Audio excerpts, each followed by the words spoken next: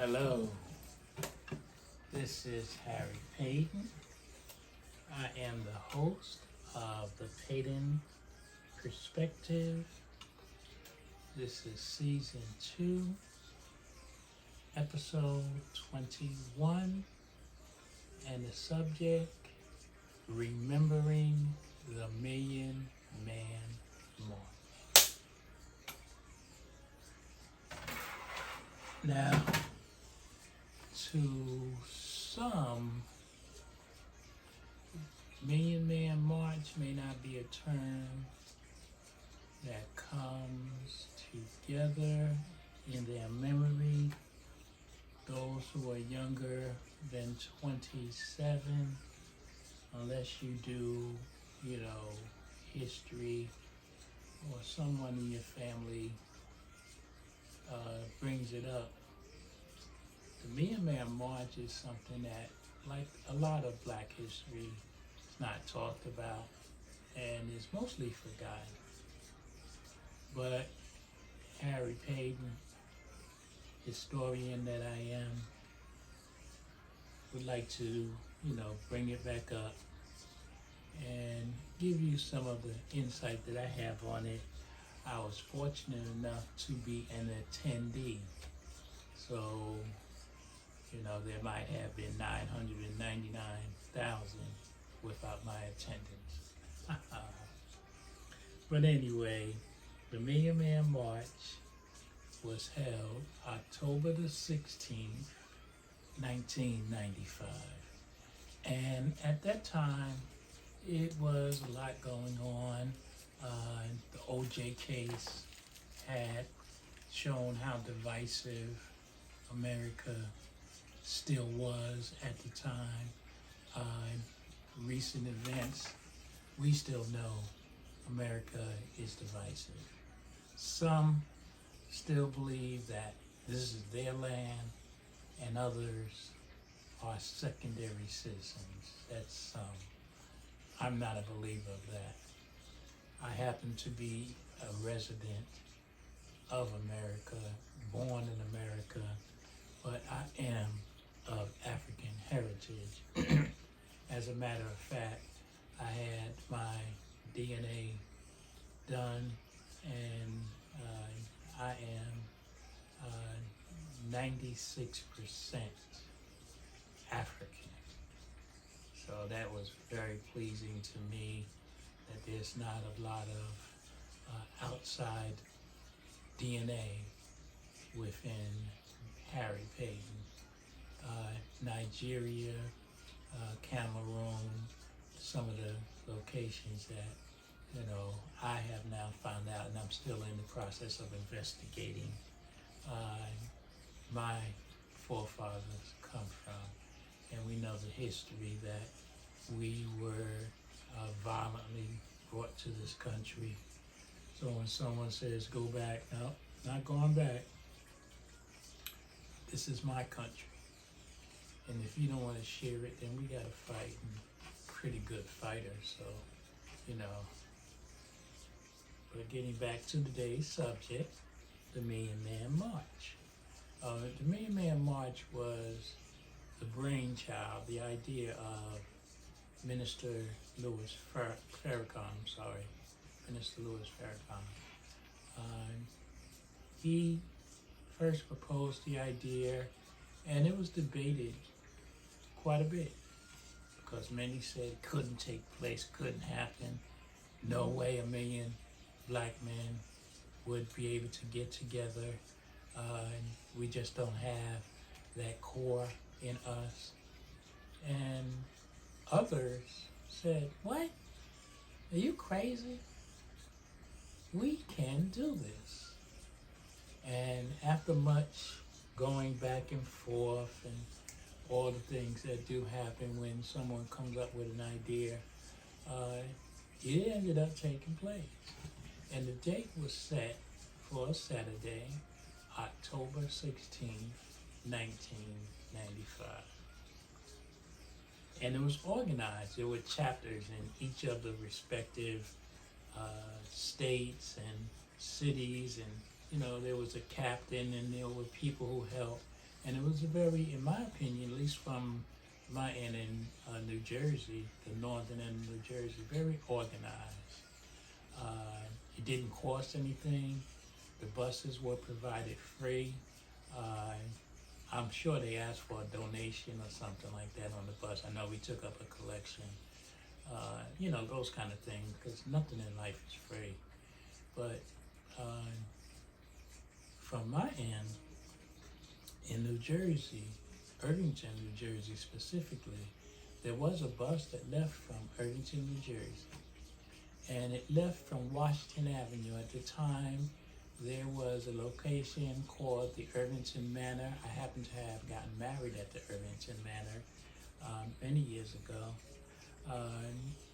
The Irvington Manor, there were several buses, and we had to be out to the buses around 4:30, 5 o'clock in the morning, quite early, because again, it's a 4 to 5 hour trip to Washington, D.C. And there were a lot of activities. It was a full day of activities.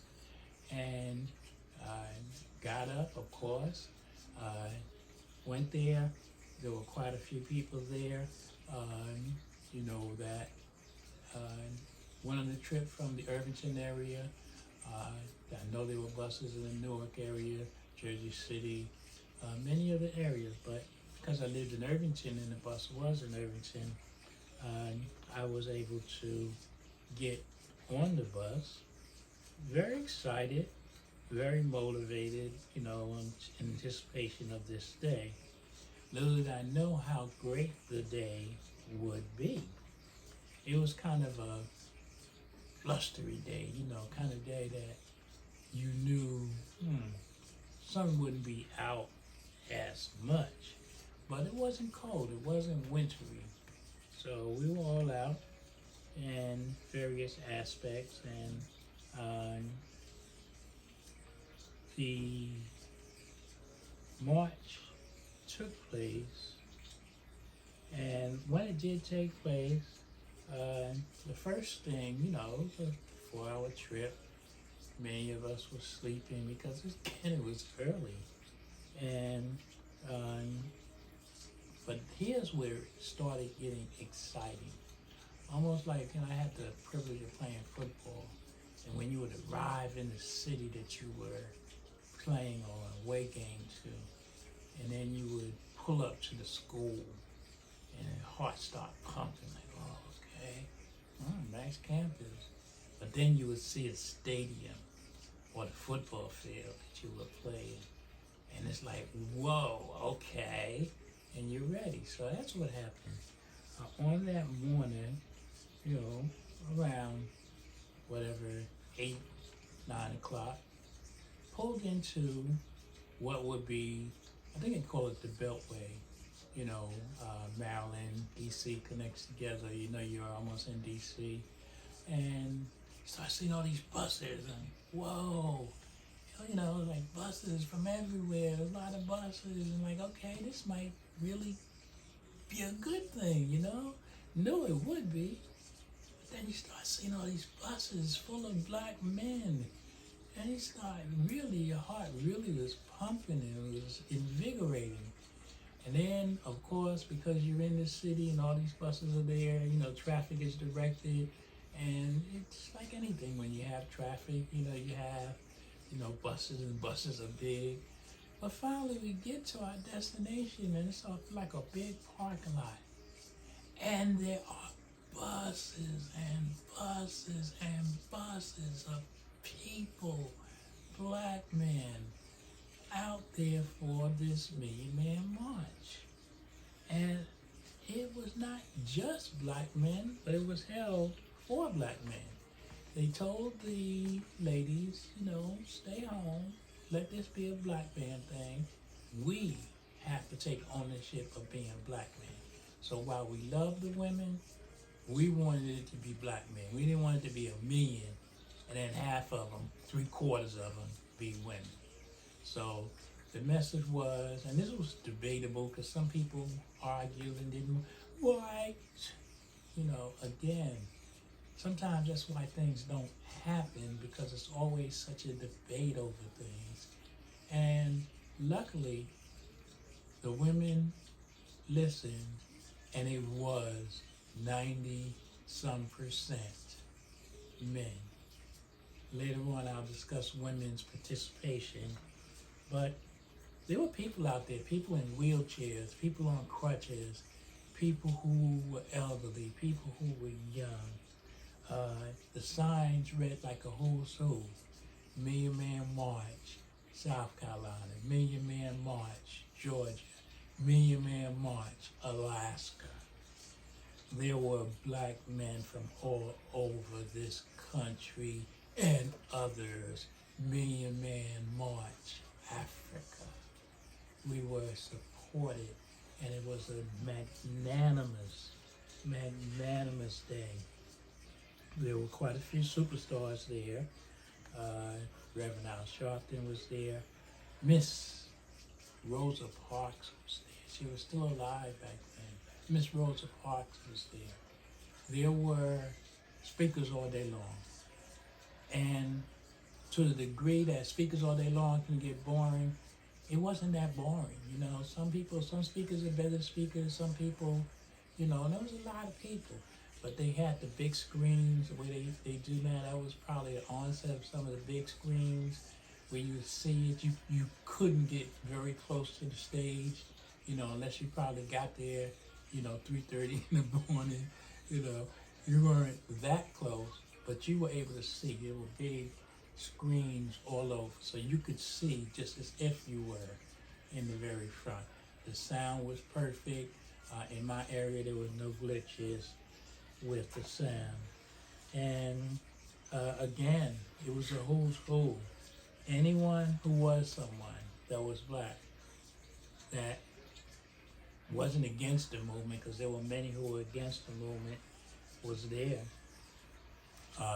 The brothers of Dick Gregory was still alive then. Dick Gregory was there. The brothers from the FOI, the Fruit of Islam, were up there looking magnificent in bow ties and stern look like, don't start nothing, there won't be nothing. And it's just impressive, we also had different things. There were people coming around with food, and it was a very communal type event. The range of speakers went from all speakers, many different. It was, kind of a speakers you knew, speakers you didn't know, young speakers, old speakers, and it was very invigorating. At one point, almost towards the end, each man was asked to donate $1. Because remember, it's a million men. Donate $1 towards it, which became very controversial. What happened to this money? Where did it? But at the time, it made sense. Black empowerment, black money. 1 million men, plus women there, not a whole lot because they listened, they stayed home. But $1 million, was raised. The accounting of what it was done became controversial. But I'm going to try. I don't know how this is going to come. But this is from a book called The Million Man March. It was written by a gentleman, Michael H. Cotton. And I hope you can see this. This is a million men. So don't know if you can see it because I'm looking into a camera phone. But this, look at those buses. That's what I was talking about. Buses everywhere. It was so invigorating, so exciting. Minister Farrakhan put together something that, again, had never been done. What a million men, to my knowledge, will never be done again. There were follow-up marches, the 20th anniversary and things like that. But I think so much of what it was that had never taken place before, and to realize the power that we had. This is a picture of the brothers, the FOI, Fruit of Islam, marching and giving a command, whatever they were saying. Very forceful, very powerful. I give those brothers credit. 1 million men, one God. I'm going to give the title of this book again. From what I know, it's the only book that kind of gives a little brief history of the Million Man March. But there were groups from all over. People like Stevie Wonder, of course. Stevie Wonder's, been very supportive of the movement way back when Dr. King was alive. Stevie Wonder was the one who said, "Look, I'm famous, but if you don't buy my records, then I don't care, because I'm in it." And Stevie Wonder, God bless him for always being involved. Youth. This young speaker, I remember this young man. Wow, 27 years later, I wonder where he is and what he's doing. But he gave a dynamic, forceful speech. His name was Aide John Baptiste. Very good event. And speaking of the women, there were quite a few women there. Again, million men, but they were women. And it's not that they didn't listen, they just were supportive. They were there to assist their black brothers. Again, there were things that were being done, food, whatever the women had to do to support us. Those who did attend, attended. And the journey of the black man has always been supported by the black woman. And anyone who says different is a fool, Women have many times been the bridge, the support system for our community. My mother, very strong woman, and I get my strength as much from my father as from my mother.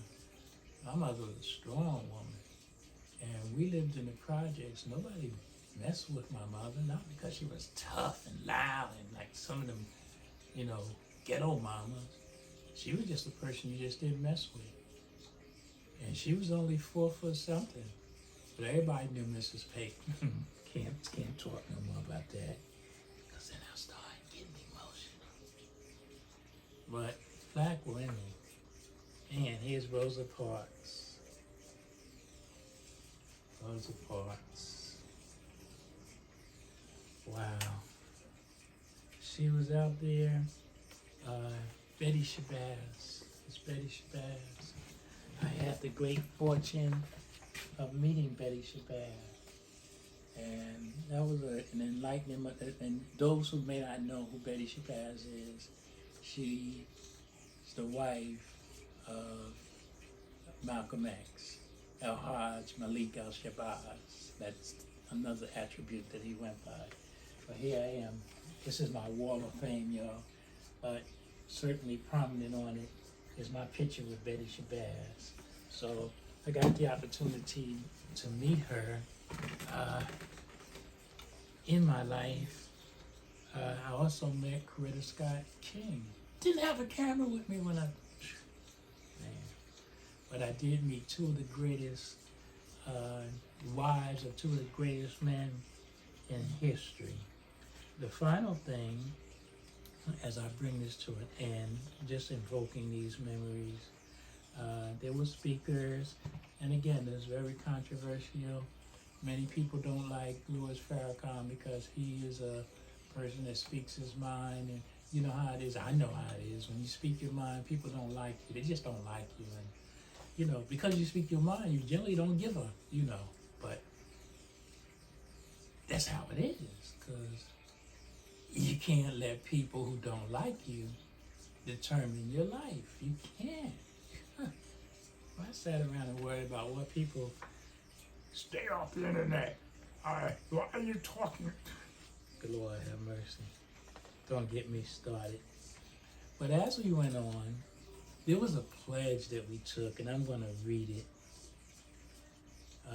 The pledge. I pledge from this day forward, I will strive to love my brother as I love myself.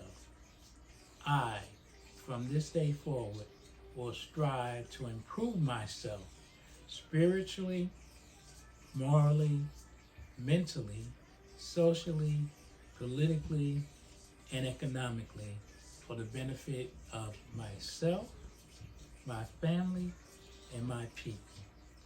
I pledge that I will strive to build businesses, build houses, build hospitals, build factories, and enter into international trade for the good of myself, my family, and my people.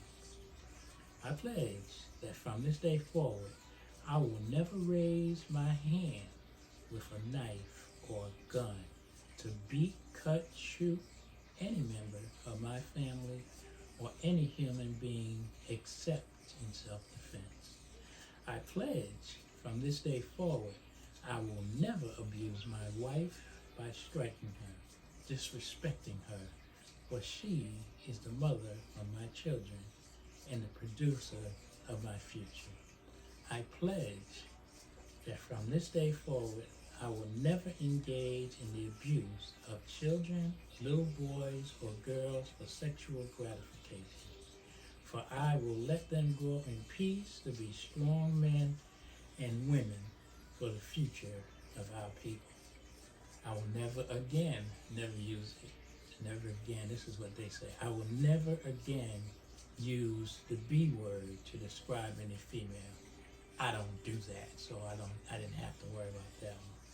But particularly my own black sister, let me read it again. I will never again use the B word to describe any female, but particularly my own black sisters. I pledge from this day forward that I will not poison my body with drugs or that which is destructive to my health and my well-being. I pledge from this day forward, I will support black newspapers, black radio, black television. I will support black artists who clean up their act to show respect for their people and respect for the heirs of the human family. I will do all of this, so help me God. And that was a pledge that we all were able to see and read and pledge, and many people took it. I can say I've honored my pledge, but the funny thing about it is that, you know, many of those things I was doing previously, many of us, many of the million men were doing it. And if we as a people, you know, use that pledge as our litany, as our guide, certainly we would be better men and our race would be better. But again, it was an invigorating thing, and it was a great day. You know, now here some 27 years later, it's like someone poured hot water on ice, because many of those people who were there, I wonder where they are and what they're doing. I'm still doing my thing. I'm still speaking out. I'm still writing. I have a book out on little known facts about my community. I'm still holding up my end of it. And hopefully with God's help to the day I die. This is not a game. This is my people. The people from the great continent of Africa and our history. And I know my history. I'm writing about it. Another book to come out about it. So this was inspiring to me. I encourage you to get this book. It's called Million Man March. Great pictures, all of them in black and white, but that's okay. It costs money to print things and do it. But there's still great pictures and great stories, and I'm sure it's out. I'm sure it's out somewhere. By Michael Cottman, Cottman, Michael Cottman, The Million Man March. Again, great stories, great pictures. I would encourage you to buy it. To God be the glory. We are powerful people, and sometimes we don't use the power that we have, and others sit around and they kind of say, as long as they don't use their power, they're powerless. Again, anybody who engages me, white, black, chartreuse, that's a color, chartreuse. You know, Harry Paden is a force to be reckoned with. My mother, my father, my mentors didn't raise me to be abused. I hope you will take time to research on this 27th anniversary of the Million Man March, the aspects. And maybe take the pledge today, still the same pledge. To God be the glory.